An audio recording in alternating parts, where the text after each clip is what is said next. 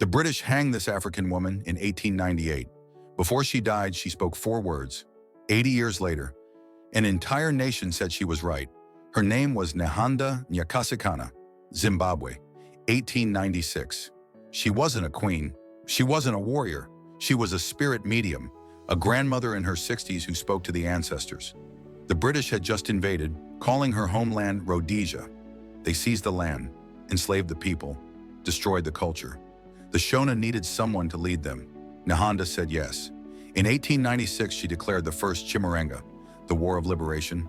She didn't fight with guns or swords. She fought with spirit.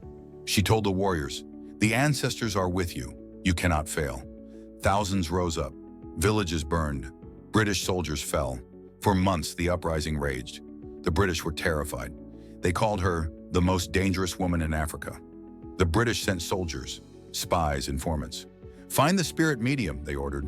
"Without her, the rebellion dies." In 1897, they found her.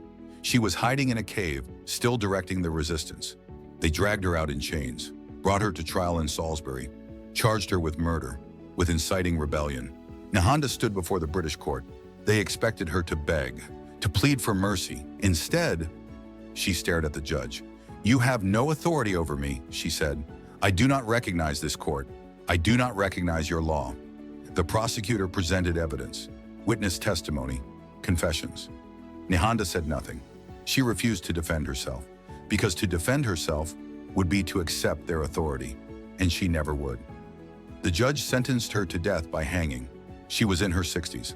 The British offered her one final chance: convert to Christianity and they'd spare her life. Nehanda looked at them. "I lived by my beliefs," she said. "I will die by them." April 27, 1898. They led her to the gallows in Salisbury prison. The British officials gathered to watch. The rope was placed around her neck. The executioner asked if she had any last words. Nehanda looked out at the crowd, at the British soldiers, at the colonizers who thought they'd won. And she said, "My bones will rise again." Then they hanged her. The British buried her in an unmarked grave. They thought it was over. They were wrong. For decades, nothing happened. Zimbabwe remained under British control, renamed Rhodesia. The rebellion was crushed, the people subdued. But Nehanda's words, "Sarni," they didn't die. Mothers whispered them to their children. Teachers spoke them in secret. Revolutionaries carved them into their hearts. "My bones will rise again." They were waiting for 80 years. They were waiting. 1960s, a new generation rose up. 1970s, guerrilla warfare erupted across Zimbabwe. The liberation fighters called themselves the Second Chimurenga. Nehanda's war, reborn. They carried her image into battle, spoke her name like a prayer. "Nehanda is with us," they said. "Her bones have risen." 1980. Zimbabwe won its independence. The British flag came down. The new nation rose, and they called it Zimbabwe. Free, independent, unconquered.